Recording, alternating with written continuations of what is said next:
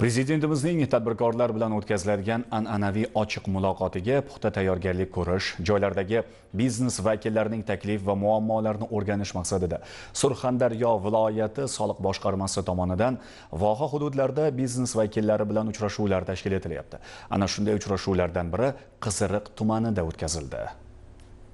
Davlatimiz rahbarining joriy yilda tadbirkorlar bilan o'tkaziladigan 6-chi ochiq muloqotiga puxta tayyorgarlik ko'rish, biznes vakillarining taklif hamda muammolarini o'rganish maqsadida Surxondaryo viloyatida ochiq muloqotlar davom etmoqda. Ana shunday uchrashuvlardan biri Qiziriq tumanida bo'lib o'tdi. Unda Qiziriq tumani bilan bir qatorda Bandixon tumanida faoliyat yuritayotgan tadbirkorlar ham ishtirok etdi. Uchrashuvda prezidentimizning kichik biznes subyektlarining o'sishi uchun yanada qulay iqtisodiy va ma'muriy shart-sharoitlar yaratish to'g'risidagi hamda soliq organlari faoliyatini institutsional jihatdan takomillashtirish va soliq ma'muriyatchiligida zamonaviy yondashuvlarni joriy etish chora-tadbirlari to'g'risidagi farmonlarining mazmun-mohiyati haqida atroflicha ma'lumot berildi. Shundan so'ng tadbirkorlar bilan bevosita muloqot o'tkazilib, ularni qiynayotgan muammo va takliflar tinglandi. Mana bugun Qiziriq tumanida tadbirkorlar bilan uchrashuv bo'lib o'tdi.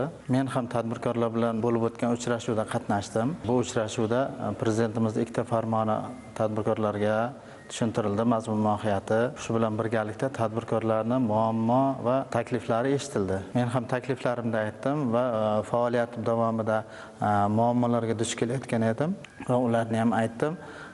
Tez kunda aytishdi ijobiy yechilishini va men bundan xursandman. Surxondaryo viloyati soliq boshqarmasi tomonidan tashkil etilayotgan bunday uchrashuvlar viloyatning barcha hududlarida tizimli ravishda davom etmoqda.